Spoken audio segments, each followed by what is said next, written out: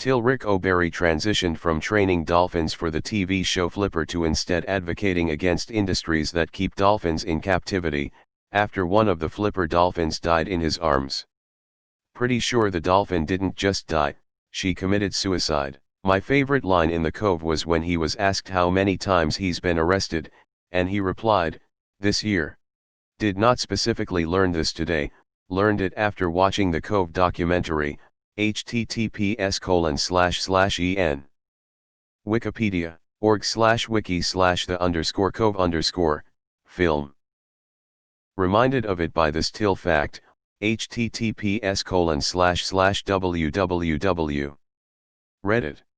com/r/todayilearned/comments/gz1isd/till_the_author_jaws_dedicated_the_last/. I respect people so much when they have the courage to admit that their past work was wrong and then work to change it. So long and thanks for all the fish, crying. I had a bio teacher in high school who used to catch wild dolphins for aquariums and shows.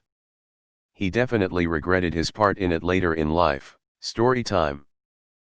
Back in the early 90s, my family and I worked with OBarry and the nonprofit Dolphin Alliance in relocating Bogey and Bacall, two dolphins that were captured from the wild as juveniles, forced to perform tricks for their food in chlorinated pools in the Florida Keys, and then, with the oversight of many agencies, federal and state, we relocated them to the same Indian River lagoon in central Florida they had been taken from.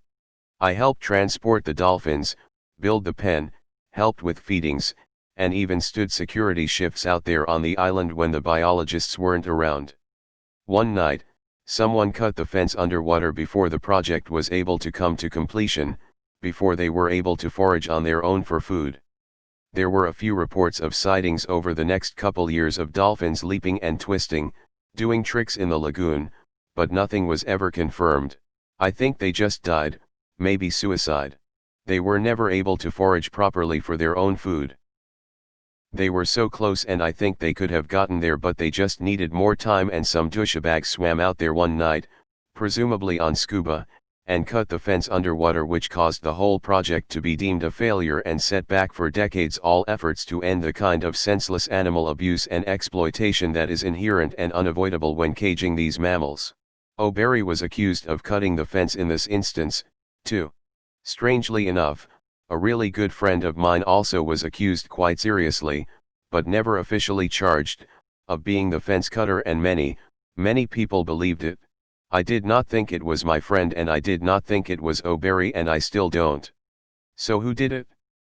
Listen, I have no evidence to support this next bit. Wild conjecture ahead. You've been warned.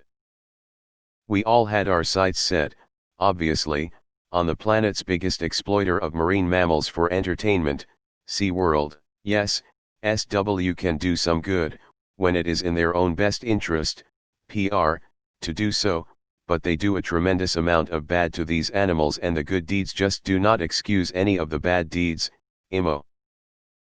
I have stories. Anyway, our goal was to end dolphin, orca, etc. captivity that was being done for the purposes of exploiting these animals for entertainment, so it's fair to say that our goal was, in a very real way, to end SW as you know it. SW has a financial stake in ensuring that captive dolphins could not be reintroduced to the wild, and I think they were culpable. Again, call this one person's thought or just wild, unsubstantiated conjecture without a jot or tittle of evidence to back it up, doesn't matter one bit to the animals still in captivity and suffering. Dolphin Alliance was a non-profit and went belly up after investing so incredibly heavy in this one project and a similar one, and, to the best of my knowledge, this was not reattempted any time soon. I wish I could remember the name of the guy who ran it. Good dude. Joe something. Edits, it was Joe Roberts. It was not early 90s but, rather, 1995. Cleaned up some typos, formatting. And I changed had to has because SW still has a huge financial stake in keeping wild animals suffering in pens for the sake of entertainment. Adding a link to a news account below. https://www Orlando Sentinel. com/news/OSXPM 1995-09-03-950903080 story. HTML. If you thought Tiger King was bad, that's basically every massive aquarium that keeps aquatic mammals. A lot of times in even worse conditions. Also, aquarium mammals tend to be kept on benzodiazepines for most of their lives. Sickening. The Cove is one of the most heartbreaking documentaries I've ever seen. I used to love that show. Isn't he the guy who went after those fuckers in Japan who murder animals for bullshit reasons?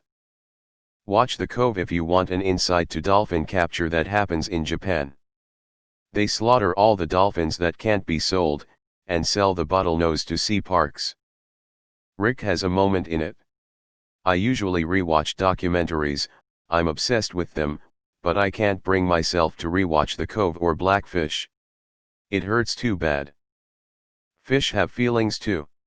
There's an old man who has been visiting his fish friend every year for over 2 decades and they play and hang out and act like OL buddies, which they are.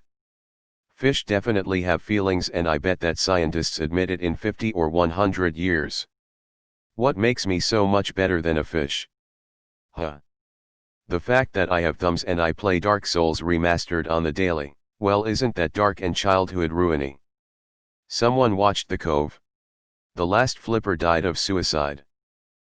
Just swam to the bottom of the pool and never came up again. I worked in a zoo when I was 16 to 17 and after that I have never visited a zoo again. I will never support a zoo with my money and I have discouraged my children to visit zoos. I wish I could stop eating meat but I cannot. What the title doesn't really tell, is that dolphin, and many others, don't just die, they commit suicide. https://www.pbs.org/wgh/pages/frontline/shows/whales/interviews/OBarry 2. HTML. I remember reading more details about that somewhere else, but the short explanation is that dolphins control their own breathing, since at least one half of their brain must be awake at all times, so they don't drown while sleeping, and they become so depressed, or whatever you would describe that feeling for them, that they choose to rather die. I swear everything I enjoyed as a child, looking back, it turns out it was made possible by seriously unethical shit. Lives getting destroyed to produce children's entertainment for profit. Fuck capitalism. There's a guy in Canada that did the same thing. He worked at Marineland in Ontario for a number of years, eventually quit due to the way they were treating animals, and became a leading voice in the fight against keeping marine animals in captivity in Canada. There's a great documentary about it called The Walrus and the Whistleblower. If you're in Canada you can watch it for free on CBC's Gem app. For a similar tragic tale, Blackfish on Netflix will make you hate SeaWorld if you don't already. Fa loves Pa, sounds like a Batman villain backstory if I've ever heard one. Therefore, it was he who was the flipper all along. You should also check out the documentary The Cove. Oh man, and Japan hates him. So he flipped on the issue. Watch The Cove. I briefly worked for a program that releases small primates back into the wild. It's a slow multiple-tiered process that not every animal is eligible for. One of TIL, mind blown. I love how the source is just a rambling interview with the man. If I didn't know better I'd say this whole Wikipedia article is made by him. This just shows that when you spend time with an animal it stops being a foreign creature, and instead something you can connect with. I wish more people would value animal lives/well-being. To train ZE Dolphin you must think like ZE Dolphin, you must be getting inside ZE Dolphin's head and communicating. Well, you were inspired from Brightside, weren't you? Like an incompetent and moronic version of Phil Demers? He looks like the guy from Just for Laugh Gags in that pic.